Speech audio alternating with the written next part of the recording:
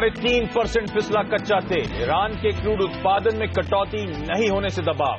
Brent crude $40 के करीब। Crude में गिरावट के बावजूद यूरोपीय बाजारों में तेजी, मगर अमेरिकी बाजारों में फ्लैट हुआ ट्रेड। एशिया में सुस्ती, एसजीएक्स निफ्टी सपाट। बैंक ऑफ जापान के बैठक का आउटकम का इंतजार। 5 महीने बाद घटी रिटेल महंगाई दर। फरवरी में सीपीआई 5.25% पर। जानकारों ने कहा दरों में 0.25% की कटौती संभव। फाइजर को दिल्ली हाई कोर्ट से मिली बड़ी राहत। उसकी दवाओं पर बैन पर कोर्ट ने लगाया था स्टे। अब एबॉर्ट मामले की सुनवाई आज। कॉल ड्रॉप मुआवजे मामले में सुप्रीम कोर्ट आज सुना सकता है फैसला। 22 जेट वारंट मामले में मारन और अजय सिंह के बीच विवाद पर भी होगी सुनवाई। महाराष्ट्र के पूर्व मुख्यमंत्री छगन भुजबल गिरफ्तार। एनफोर्समेंट डायरेक्टरेट ने मनी लॉन्ड्रिंग मामले में की गिरफ्तारी।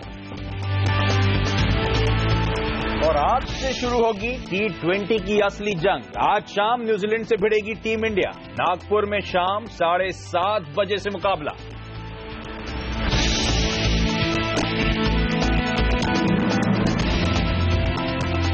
नमस्कार, मार्केट काउंटडाउन में आपका स्वागत है। मैं हूं आशीष वर्मा। नमस्कार, और मैं हूं हेमंत खई, और हमारे साथ जुड़ेंगे हमारे दो खास मेहमान। यहाँ सिमीभौमिक.com की सिमी भौमिक और सेठी फिनमार्ट के एमडी विकास सेठी। लेकिन सबसे पहले आप देखिए, सबको इंतजार है बैंक ऑफ जापान की बैठक के आउटकम का। किसी भी वक्त वो आउटकम निकल कर आएगा। सेंट्रल बैंकर्स के ऊपर दुनिया भर के बाजारों की नजर है, और इसीलिए कल हमने देखा वेट एंड वॉच अप्रोच था। सपाट ट्रेड हुआ यूएस में, और एशियाई बाजार भी थोड़ा सा इंतजार कर रहा है। आउटकम आने के बाद ही लगता है रिएक्शन आएगा। बिल्कुल। और सेंट्रल बैंक के एक्शन की आपने बात करी थी। बीते हफ्ते गुरुवार को जब वो ईसीबी का आउटकम आया था, तगड़ी लिक्विडिटी इंजेक्शन हुआ। उसके बाद बैंक ऑफ जापान से ध्यान रखें, एक्सपेक्टेशंस हैं कि कुछ बदलाव नहीं होगा, क्योंकि जनवरी में ही सरप्राइज करा था। नेगेटिव इंटरेस्ट रेट्स उन्होंने घोषणा करी थी। उसके बाद समय ज्यादा बीता नहीं है, और उसका नेगेटिव इंपैक्ट या फिर विपरीत इंपैक्ट देखने को मिला था जो बैंक ऑफ जापान के कदम थे। तो हाईली अनलाइकली, एटलीस्ट अर्थशास्त्री जिनके बारे में तमाम पढ़ रहा था, ज्यादातर लोग मानते हैं कि जस का तस कोई बदलाव शायद आज अनाउंस नहीं होगा। लेकिन उस आउटकम पे सबकी ऑब्वियसली नजरें रहने वाली है। बिल्कुल। और कल जिस तरह से यूएस के मार्केट्स में ट्रेड किया, बिल्कुल ठंडा कारोबार होता हुआ नजर आया। 2 दिन की एफओएमसी की बैठक कल शुरू हो चुकी है। आउटकम कल देर रात आने वाला है। भारतीय बाजार परसों उसके ऊपर रिएक्ट करेंगे। तो लेकिन ग्लोबल सेंट्रल बैंकर्स के ऊपर सबकी नजरें साफ तौर पर आशीष बनी हुई हैं। बिल्कुल। और ग्लोबली आपने कहा ठंडा मार्केट, ध्यान रखिए कच्चे तेल में हमने देखा था कल के ट्रेडिंग सेशन में 3.5% का दबाव देखने को मिला है। क्यों? आप उसे मुनाफा वसूली कर लें, कह लें, करेक्शन कह लें, लेकिन तगड़ा प्रेशर आया। प्रेशर इसीलिए आया क्योंकि पिछले 6 हफ्तों से कच्चे तेल में बहुत तगड़ा मोमेंटम देखने को मिला था, और वाकई फंडामेंटल्स के शायद अहेड रैली करने लगे थे। बाजार इस बात को मान रहा था। क्यों मान रहा था? क्योंकि आप ध्यान दें, ईरान को लेकर कोई सहमति के कोई भी आउटकम में ऐसी कोई पॉसिबिलिटी अभी भी बाजार को नजर नहीं आती। यूएस में इन्वेंट्रीज अभी भी लगातार बढ़ रही हैं, लेकिन उस प्रेशर के बावजूद आपने देखा होगा यूरोप हरे निशान में बंद हुआ। जर्मनी के मार्केट्स में तो 1% ज्यादा मजबूती थी। तो ग्लोबल इक्विटी मार्केट्स कंसोलिडेट, मिले जुले या फिर कुछ स्ट्रेंथ भी दिखा रहे थे। सबसे अच्छी बात जो आज के मार्केट की मुझे दिख रही है, देखिए खराब जो आंकड़ा है खासतौर पर कच्चे तेल का, उसके बावजूद एसजीएक्स निफ्टी हरे निशान में ट्रेड कर रहा है। उस पर कोई खास रिएक्शन इस समय दे नहीं रहा है। 4 अंक की बढ़त ही सही, लेकिन बढ़त के साथ कारोबार हो रहा है यहाँ पर। तो बुल्स का कॉन्फिडेंस काफी बढ़ा हुआ है, और कॉन्फिडेंस इसलिए बढ़ा हुआ है क्योंकि जो सीपीआई का आंकड़ा कल आया बाजार बंद होने के बाद, उसमें लगातार बढ़ोतरी के बाद अब कमी देखने को मिली है, और आईपी के आंकड़े कमजोर हैं। तो रेट सेंसिटिव्स के लिए शायद आज का दिन अच्छा हो सकता है। और रेट कट के लिए अब देखिए एचडीएफसी बैंक ने कहा है कि 1/4% तो कट हो ही जाना चाहिए। एक तो पहले बजट के बाद, बजट में जब वो कहा था कि फिस्कल कंसोलिडेशन के रोड मैप को फॉलो करेंगे, आरबीआई गवर्नर शायद वही सुनना चाहते थे, तो वैसे ही होप जागी थी रेट दरों में कटौती की। और अब ये जो इन्फ्लेशन के आंकड़े आए जहां पे इन्फ्लेशन कूल ऑफ होता हुआ नजर आया, अब तो हाईली लाइकली है कि 5 अप्रैल को जब आप क्रेडिट पॉलिसी का ऐलान देखेंगे तो शायद 1/4% की कमी देखने को मिलेगी। और आज बैंक्स ऑब्वियसली फोकस में होंगे, लेकिन भारतीय इक्विटी मार्केट्स वैसे भी ध्यान रखें अच्छे तगड़े मोमेंटम के बाद बीते हफ्ते से कंसोलिडेट कर रहे हैं, और मैं मानता हूं अच्छी बात है क्योंकि सांस लेने की कोशिश है एक तगड़ी अच्छी रैली के बाद, और तमाम डेटा पॉइंट्स पॉजिटिव आपको नजर आएंगे। बिल्कुल। तो सवाल यही है सबसे बड़ा आज के लिए कि क्या कंसोलिडेशन के बाद ब्रेकआउट होगा, या फिर सुस्ती के बाद ब्रेकडाउन होगा, या फिर कंसोलिडेशन का फेज जारी रहेगा। चलिए इस सवाल का जवाब मांगते हैं। हमारे एक्सपर्ट्स हमारे साथ जुड़े हुए हैं। हाय विकास, गुड मॉर्निंग। 7500 ये वो लेवल है जिसके ऊपर तो क्लोज हो रहा है, लेकिन 7550 के ऊपर बंद होने में थोड़ा सा मुश्किल फेस हो रहा है। एक अच्छी रैली देखी जा चुकी है।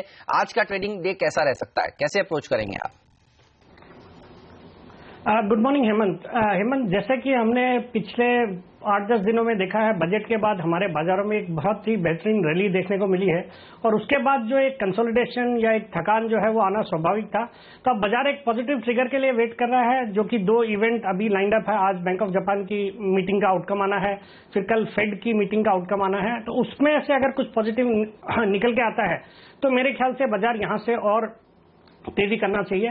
और इसके अलावा अगर हम डोमेस्टिक क्यूज की तरफ देखें तो अगले सप्ताह 2 दिनों की छुट्टी है, होली और गुड फ्राइडे की, उसके बाद एक्सपायरी है, फिर ईयर एंड कंसिडरेशंस रहेंगे। और मुझे लगता है जिस तरह के कल इन्फ्लेशन के फिगर्स, खास करके सीपीआई इन्फ्लेशन के फिगर्स आए थे, जो आपने अभी चर्चा भी करी थी, उसके बाद और फिस्कल डेफिसिट का जो टारगेट गवर्नमेंट ने सेट किया है और आईआईपी नंबर्स कमजोर है, तो इन सबको देखते हुए मुझे लगता है आरबीआई पॉलिसी के पहले ही, ये फेड की मीटिंग के बाद कुछ दिनों में मुझे लगता है रेट कट बिल्कुल आना चाहिए। वो एक बड़ा पॉजिटिव ट्रिगर हो सकता है बाजार के लिए। तो I am bullish on the markets और मुझे लगता है कोई भी अगर डिक्लाइंस आते हैं, करेक्शंस होते हैं बाजार में, तो वो एक खरीदारी के लिए मौका होगा। और वैसे भी तमाम डेटा पॉइंट जैसे मैं हाईलाइट कर रहा था हेमंत, बड़े पॉजिटिव हैं। एक तो कैश मार्केट का डेटा, एफआईआईज ने कल भी कैश मार्केट में 1000 करोड़ रुपए के आसपास की बाइंग करी और ये लगातार 8वां कारोबारी सत्र था जब एफआईआईज कैश मार्केट में खरीदारी कर रहे थे। नेट नेट पॉजिटिव आंकड़ा देखने को मिला है। वायदा बाजार में आप देखिए 877 करोड़ रुपए के आसपास की बाइंग हुई है, जिसमें इंडेक्स फ्यूचर्स, इंडेक्स ऑप्शंस में खरीदारी हुई है। मैक्सिमम ओपन इंटरेस्ट ऑप्शंस में आपको 7200 के पुट और 7500 के कॉल पे नजर आएगा। लेकिन कल हमने देखा एग्रेसिवली बाइंग हुई है 7600, 7700 कॉल्स में। तो बाजार डायरेक्शनली कॉल ये लेके चल रहा है कि शायद एग्रेसिव यहां से भी टारगेट शायद देखने को मिल सकते हैं। दिक्कत की बात जो आपने कहा 75-50, 75-75 वो जो कंजेशन जोन कह लें, सप्लाई जोन कह लें, जहां पे मटकते नजर आते हैं। कल के अच्छे ग्लोबल संकेतों के बावजूद हम उन लेवल्स के नीचे जाके ही फाइनली बंद हुए हैं। तो वो एक दिक्कत की बात जरूर है। लेकिन मोटा मोटी इन डेटा पॉइंट्स को देखकर लगता है बाजार में अभी भी टेक्सचर शायद बाय ऑन डिप्स का ही ये मार्केट है। आपने जैसे कहा था कि ये भारतीय बाजार बुल्स की ग्रिप में, बिल्कुल सच है, क्योंकि अभी भी डिलीवरी बेस्ड बाइंग हो रही है।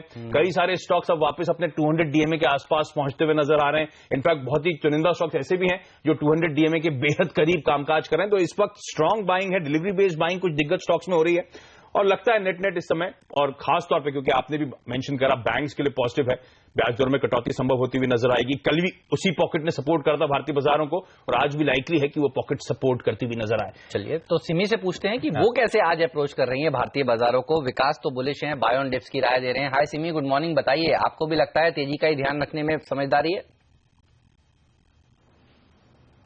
या गुड मॉर्निंग हेमंत, मुझे भी लगता है कि तेजी कहनी चाहिए क्योंकि मार्केट में स्ट्रेंथ है। मार्केट जो भी है, निफ्टी सरेंडर भी नहीं कर रहा है, ऊपर में कल मेंटेन भी नहीं किया।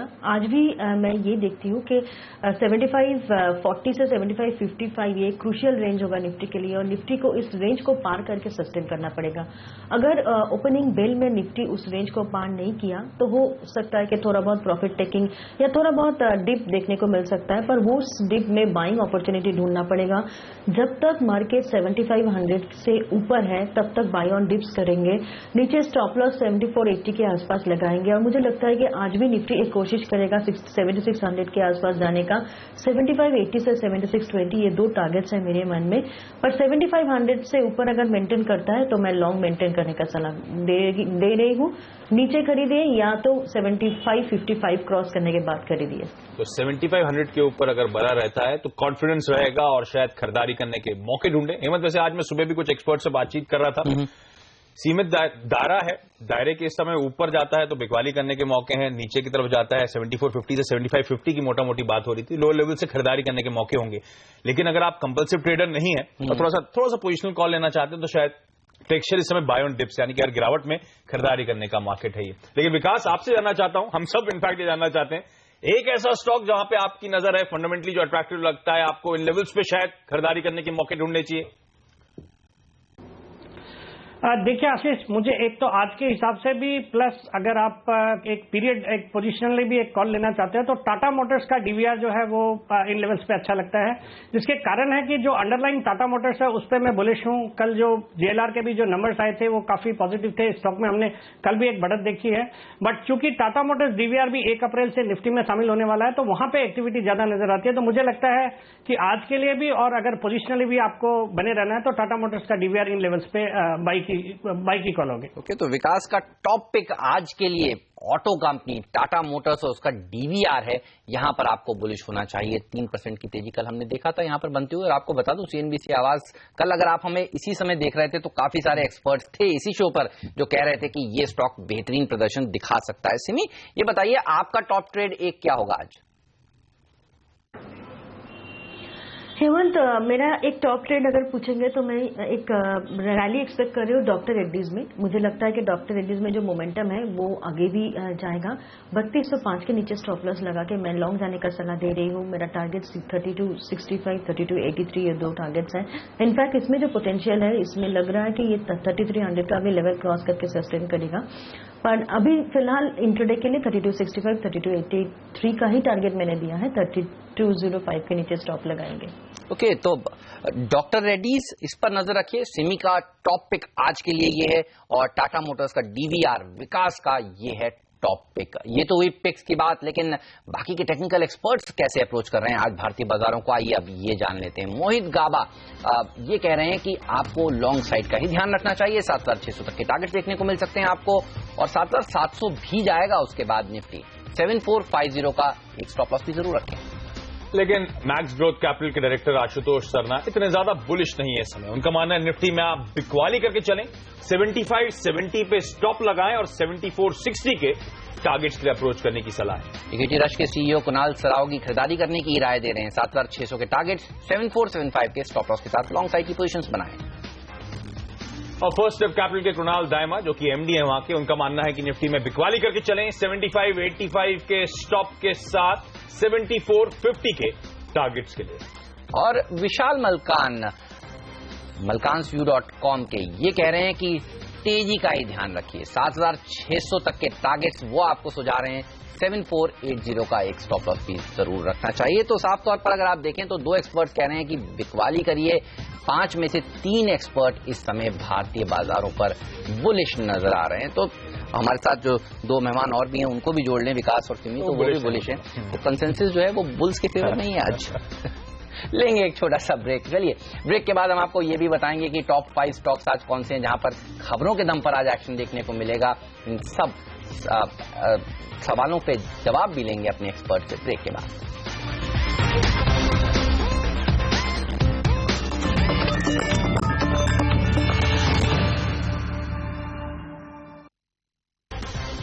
स्वागत है आप सभी का सीएनबीसी आवाज पर। आप देख रहे हैं मार्केट काउंटडाउन। विकास और सिमी हमारे दो खास मेहमान हमारे साथ बने हुए हैं और ये बताएंगे कि टॉप 5 स्टॉक्स पर उनका क्या व्यू बन रहा है। लेकिन सबसे पहले जान लेते हैं आज के टॉप 5 शेयर। फार्मास्यूटिकल पैक यानी कि दवा कंपनियां आज आपके रडार पर रहनी चाहिए, जहां पे एक राहत मिलती हुई। दिल्ली हाई कोर्ट ने दवा कंपनियों को फौरी राहत दी है, एक स्टे लगाया है। सरकार के 10 मार्च की नोटिफिकेशन पर रोक लगाई गई है। सरकार ने आपको याद होगा 344 दवाओं पर रोक लगाई थी।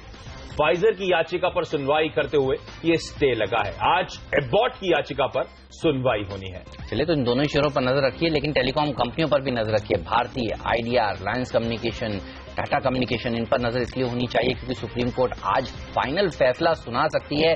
कॉल ड्रॉप मामले पर जो कंपनसेशन की बात TRAI ने सरकार ने करी थी और उसके बाद हाईकोर्ट पहुंची थी ये कंपनियां, हाईकोर्ट से भी इनको कोई राहत नहीं मिली थी। तो देखना होगा सुप्रीम कोर्ट राहत देता है या फिर कहता है कि कॉल ड्रॉप पर इनको कंपनसेशन देना ही होगा। तो एक हैंगओवर है इन कंपनियों पर। आज देखेंगे किस तरह से ट्रेड करती हैं। एक पॉजिटिव खबर आ रही है Jindal steel and power limited यानी कि JSPL के लिए। जिंदल पावर में इंडिया एनर्जी एक्सचेंज ने करीब 4-4.25% हिस्सेदारी खरीदी है। हालांकि कितने भाव पे ये डील हुई है, ट्रांजैक्शन हुआ है, इस पर कोई डिस्क्लोजर्स अब तक नहीं आए, लेकिन मोटा मोटी on the face of it ये खबर पॉजिटिव साउंड करती है। चंबल फर्टिलाइजर्स के लिए भी एक छोटी खबर है लेकिन पॉजिटिव साइड पर। रत्ना पूजा नाम का एक शिप था जो इन्होंने $2.25 करोड़ में बेच दिया है। लाइबेरिया की एक कंपनी को इन्होंने ये बेचने का फैसला किया है और जो सौदा है वो 30 अप्रैल तक पूरा होने की उम्मीद बताई जा रही है। तो एक राहत की बात इस स्टॉक के लिए हो सकती है, तेजी देखने को मिलेगी इसमें। फार्मास्यूटिकल्स की हमने बात करी थी, हमने कहा था पॉजिटिव खबर है, स्टे लगा दिया दिल्ली हाई कोर्ट ने। लेकिन एक फार्मा कंपनी ल्यूपिन के लिए बुरी खबरें आती हैं। अमेरिकी रेगुलेटर US FDA ने गोवा प्लांट की जांच पूरी कर ली है। जो हमारे पास डिटेल्स हैं, गोवा प्लांट को लेकर 8-9 गंभीर टिप्पणियां यानी कि ऑब्जर्वेशंस दे दिए गए हैं। तो स्टॉक आज रडार पे रहेगा और शायद दबाव के साथ काम करेगा। चलिए हमारे साथ हमारे खास मेहमान बने हुए हैं जिनसे पूछेंगे कि इन स्टॉक्स के ऊपर कैसा एक्शन देखने को मिलेगा, लेकिन उससे पहले जान लेते हैं बैंक निफ्टी को किस तरह से आज आपको ट्रेड करना चाहिए। सिमी, बैंक निफ्टी के लिए आज के लिए इंपॉर्टेंट लेवल्स कौन से हैं जिस पर नजर होगी? हेमंत, बैंक निफ्टी भी मुझे लगता है कि कंसोलिडेशन मोड में है, पर कहीं ना कहीं मैं ब्रेकआउट ऊपर की तरफ आएगी ऐसा एक्सपेक्ट कर रही हूँ। एक तो बैंक निफ्टी मुझे लगता है कि थोड़ा सा डीप में अगर मिलता है तो खरीदारी करनी चाहिए। 15,290 से 15,250 का सपोर्ट काम कर सकता है। वो सपोर्ट अगर होल्ड करेगा तो मैं खरीदारी करने का सलाह दे रही हूँ। रेजिस्टेंस 15,450 से 15,550 के बीच में है। जब तक ये रेंज क्रॉस नहीं करेगा तब तक इसमें कोई मोमेंटम फ्रेश नहीं दिखेगा, पर फिलहाल मैं बाय ऑन डिप स्ट्रेटेजी रख रही हूँ। 15,250 का लेवल क्रूशियल है, उससे ऊपर जब तक मेंटेन कर रहा है तब तक बाय ऑन डिप्स, और 450 से 550 का target for a minimum expect कर रही हूँ आज के लिए। ओके, तो बैंक निफ्टी इस समय कंसोलिडेशन मोड में है, लेकिन थोड़े से पॉजिटिव सिग्नल्स आते हुए बाय ऑन डिप्स करके चलें, यानी कि गिरावट में खरीदारी करें। जो लेवल सिमी सुझा रही हैं आपकी स्क्रीन पर, प्लीज नोट डाउन कर लें। लेकिन आपको बता दूं, शुरू होने वाला है एडवाइजरी का सबसे बड़ा महासंग्राम। मार्केट एक्सपर्ट्स के इस महामुकाबले में कौन होगा प्रो एडवाइजरी चैंपियनशिप सीजन 1 का विजेता? किसे मिलेगा इंडिया का बेस्ट एनालिस्ट का किताब? जानने के लिए डाउनलोड करें advisorymonday.com का मोबाइल ऐप। इसे डाउनलोड करने के लिए 9555100400 पर मिस कॉल करें। अब दर्शकों के पास भी है मौका 8 लाख रुपए तक के इनाम जीतने का। व्यूअर्स का भी रजिस्ट्रेशन शुरू हो गया है। इसके लिए आपको सेबी में रजिस्टर होना जरूरी नहीं है, तो अभी डाउनलोड करें advisorymonday.com मोबाइल एप्लीकेशन।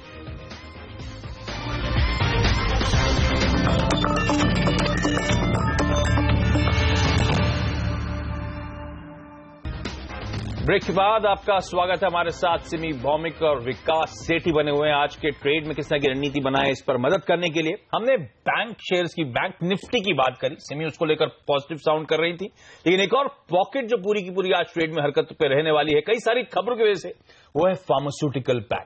सबसे पहले तो फाइजर, आपको याद होगा कल के कारोबारी सत्र में 9% का झटका लगा था। डोमेस्टिक मार्केट में 350 ड्रग्स को बैन करने की बात। फाइजर के लिए सबसे बड़ी दिक्कत की बात, जो much talked about Corex cough syrup है, उसको भी बैन कर दिया गया। कंपनी ने एक रिलीज भी जारी करी, कहा 175 करोड़ रुपए के आसपास उनकी सेल्स पे इस बैन का, 350 ड्रग की जो बैन हुआ है उसका इंपैक्ट देखने को मिलेगा।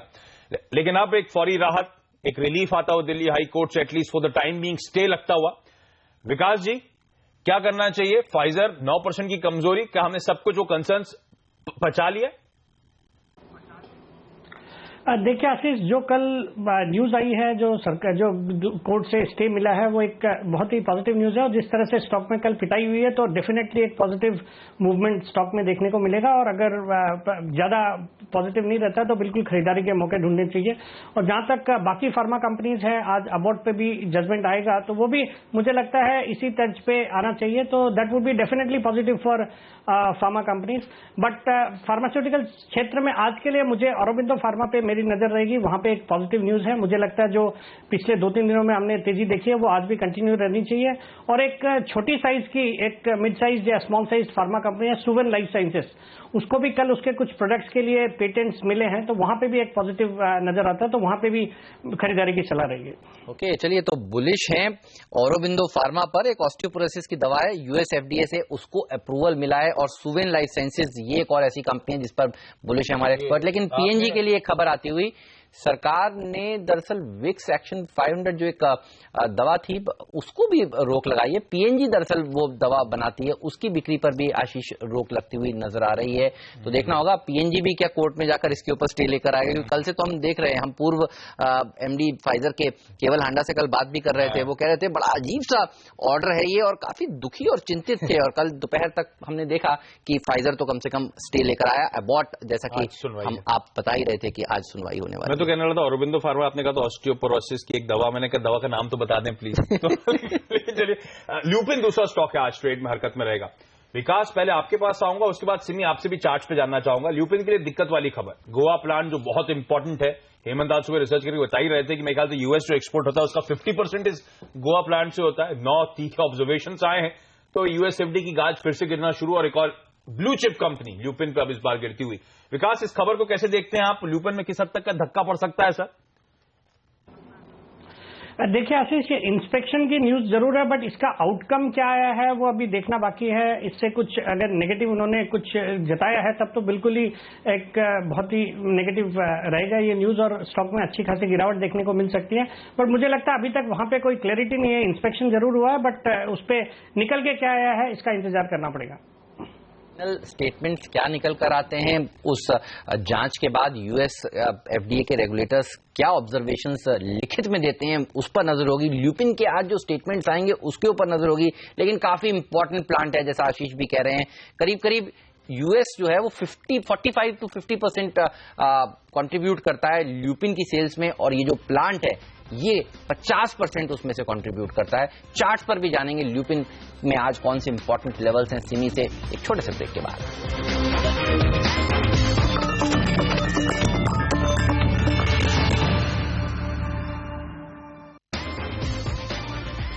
स्वागत है आप सभी का सीएनबीसी आवाज पर। ब्रेक से पहले हम चर्चा कर रहे थे फार्मा कंपनियों की और बात हो रही थी ल्यूपिन की। इस स्टॉक में आज थोड़ा सा प्रेशर देखने को मिल सकता है, जिस तरह से यूएस एफडीए ने गोवा के प्लांट को जाकर इंस्पेक्ट किया है, और अब चर्चा यही चल रही है कि शायद कुछ कड़े ऑब्जर्वेशन भी पेश किए, लेकिन चार्ट कल काफी मजबूत था। सिमी, किस तरह के लेवल्स जो हैं जहां पर आपकी नजर है, आज अगर गिरावट के साथ खुलता है तो क्या खरीदारी करनी चाहिए और नीचे जा सकता है ये शेयर?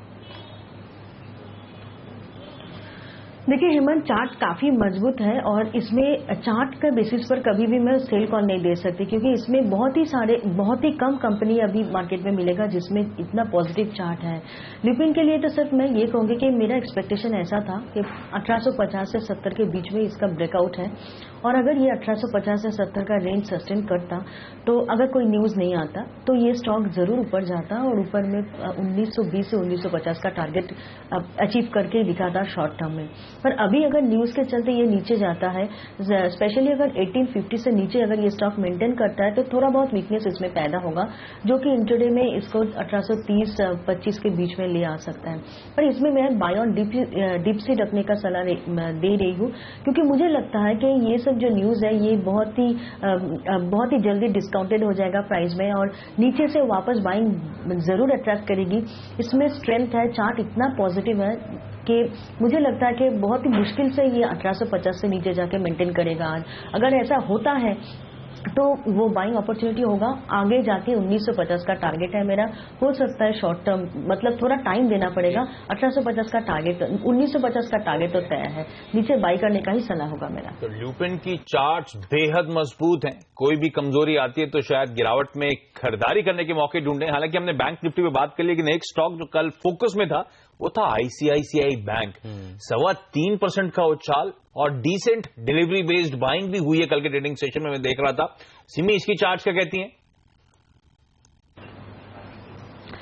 आशीष, आईसीआईसीआई बैंक का चार्ट बेहद मजबूत था। इनफैक्ट कल सुबह ही मैंने सोचा था कि इसमें बाइंग आनी चाहिए। जैसा फॉर्मेशन के साथ ये स्टॉक बंद किया था और कल का जो ग्लोबल क्यूज था उसको देख के लग रहा था कि शायद बैंकिंग में अगर एक ही स्टॉक परफॉर्म कर सकता है तो आईसीआईसीआई बैंक होगा। आईसीआईसीआई बैंक पूरा मतलब टारगेट भी अचीव कर दिया था, 221 से 222 का मेरा टारगेट था वो भी अचीव कर दिया था।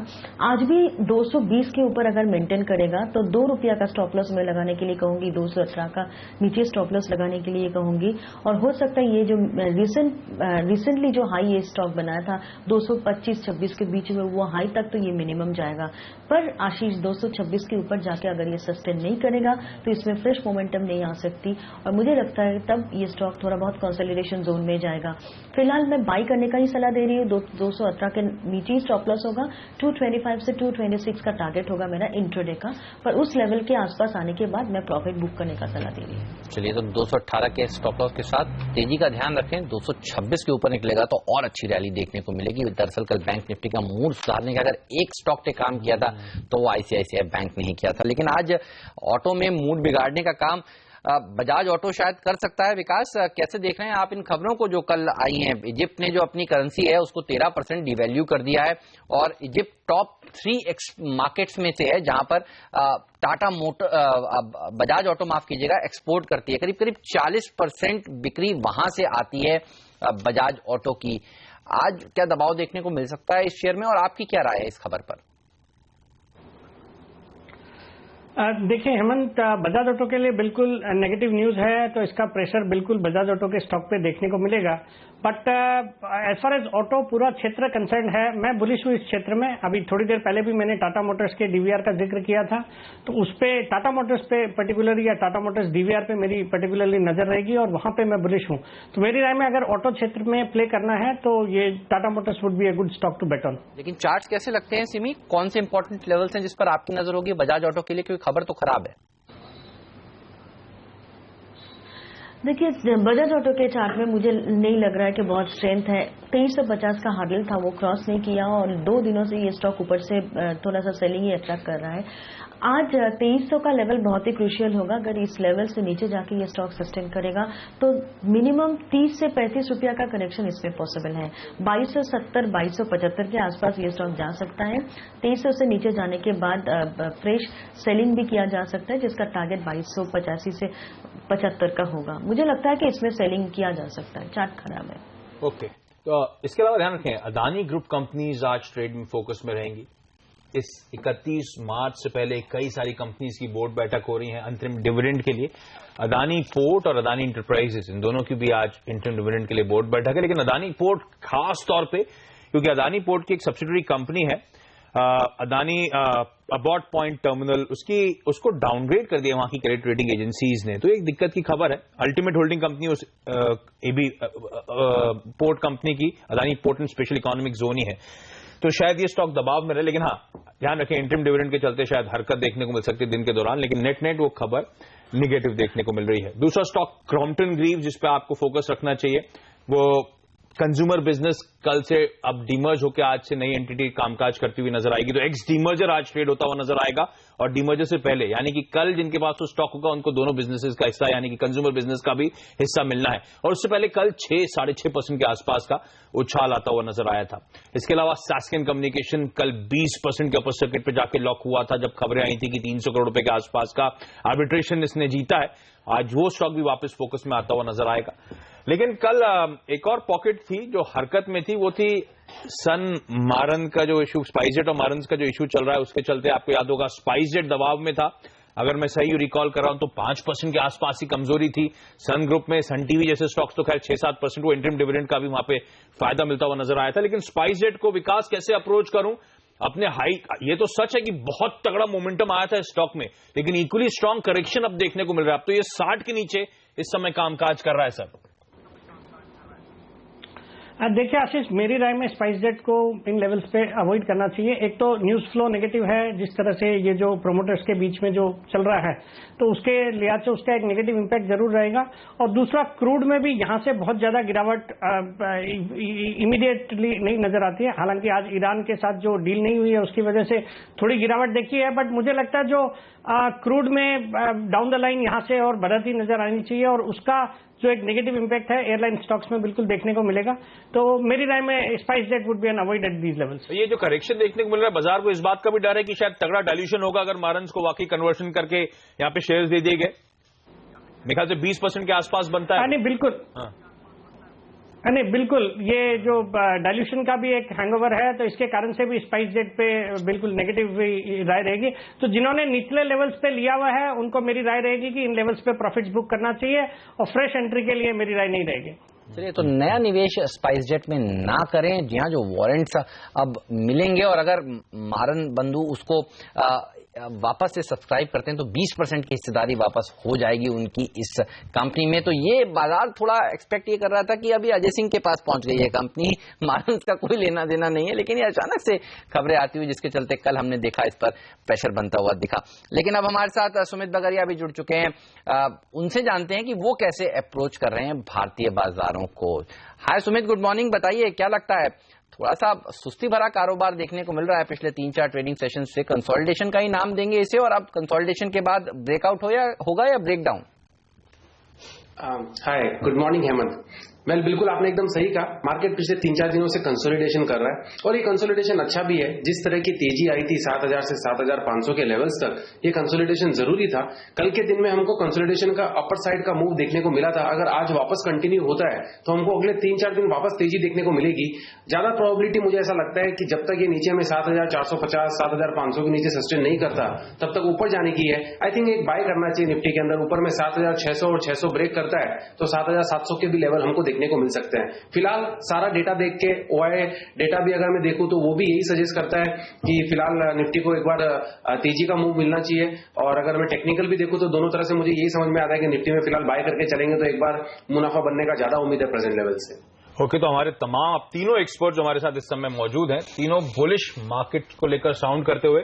सुमित का भी मानना है कि बाजार में शायद पॉजिटिव नजरिए रखें, आगे भी शायद अच्छा स्ट्रांग आउट परफॉर्मेंस देखने को मिलेगा। लेकिन यहाँ पे एक छोटा सा ब्रेक, सिमी, विकास और अब तो हमारे साथ सुमित भी जुड़ चुके हैं, ये तीनों हमारे साथ बने रहेंगे और ब्रेक के बाद तमाम और इंटरेस्टिंग स्टॉक्स जो आज खबरों की वजह से हरकत में रहने वाले हैं उन पर फोकस लेंगे और उन पे हमारे एक्सपर्ट से उनकी राय मांगेंगे।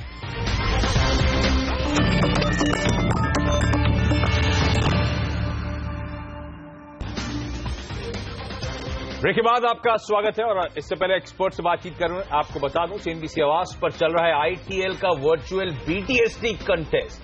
इस कंटेस्ट में भाग लेने के लिए आपको www.itlT20.com वेबसाइट पर रजिस्टर करना होगा। इसके बाद आप भी BTST या STBT कॉल दे सकते हैं। परसेंटेज के लिहाज से सबसे ज्यादा रिटर्न देने वाले पार्टिसिपेंट को विजेता माना जाएगा। रोज दोपहर 3:30 बजे तक आप अगले दिन के सौदे के लिए कॉल दे सकते हैं। अगले दिन दोपहर 2:30 बजे तक आपकी कॉल के रिटर्न के लिहाज से विजेता का चयन होगा।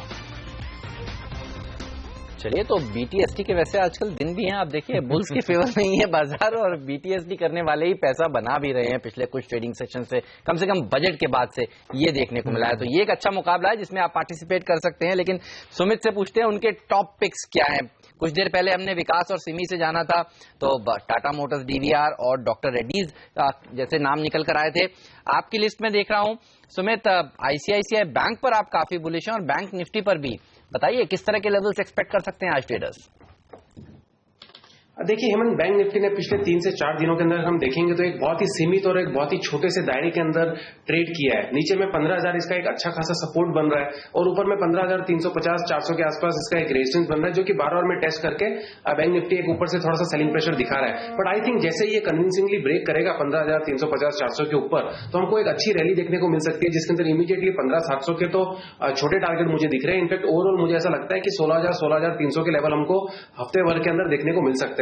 तो फिलहाल जब तक नीचे के सपोर्ट्स नहीं टूटते हैं तब तक बैंक निफ्टी के अंदर बाय करके चलेंगे और ऊपर का ब्रेकआउट आते ही हमारा कन्विक्शन स्ट्रांग हो जाएगा 16,000-16,300 के टारगेट के लिए।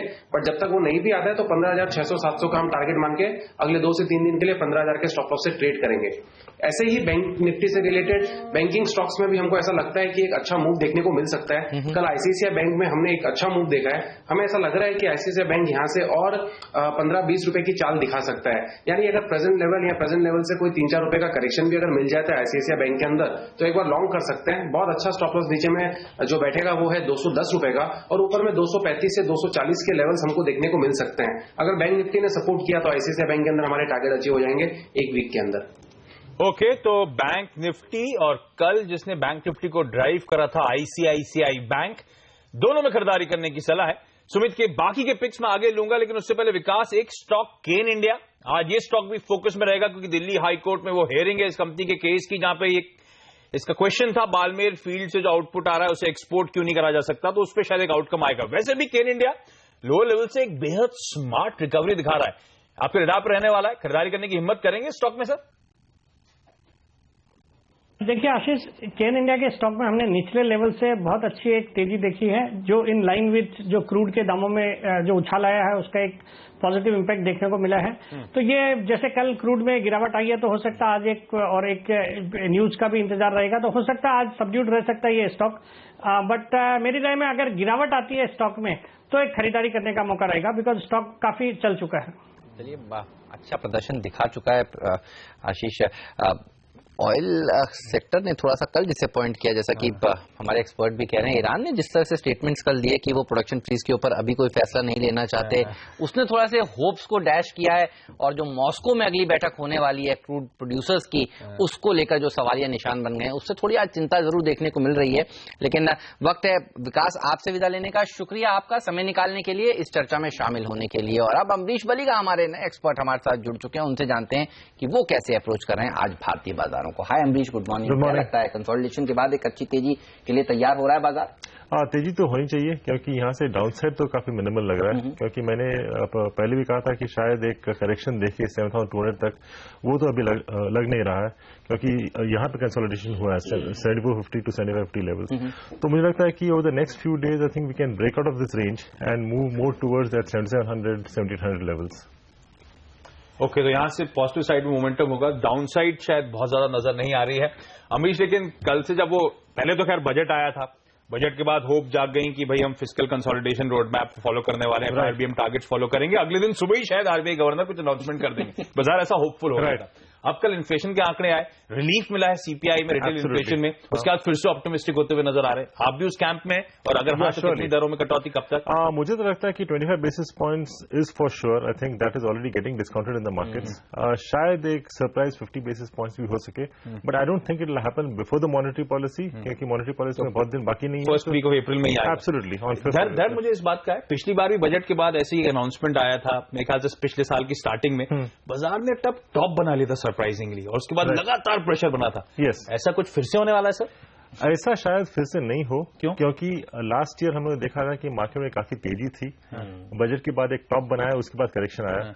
इस बार बजट से पहले एक्सपेक्टेशन काफी लो थे, मार्केट भी काफी नीचे था, और वहां से ऊपर आया। तो मुझे लगता है कि जो भी मोमेंटम है ये कंटिन्यू करेगा, because now I think is the time when you actually see the deliveries. Already हमने देखा है कि इस गवर्नमेंट ने शुरू किया है डिलीवरीज में, और पार्लियामेंट में कुछ हो रहा है, इस बार पार्लियामेंट में कुछ हो रहा है। And I think even if GST passes by June July, वो काफी है फॉर इम्प्लीमेंटेशन बाय अप्रैल 2017। चलिए, तो होप्स और बन रही हैं, खासतौर पर कल जिस तरह से सीपीआई के आंकड़े में नरमी देखने को मिली है, एक अच्छी तेजी दिखाने के बाद वो आंकड़ा थोड़ा सा नर्म होता हुआ दिखा है। चर्चा जारी रहेगी, काफी सारे स्टॉक्स और हैं जहां पर आज खुलते ही एक्शन देखने को मिलेगा। सिमी, अमरीश और सुमित बगड़िया हमारे तीनों ही एक्सपर्ट हमारे साथ बने हुए हैं। सुमित के बाकी के पिक्स भी बताएंगे आपको ब्रेक के बाद।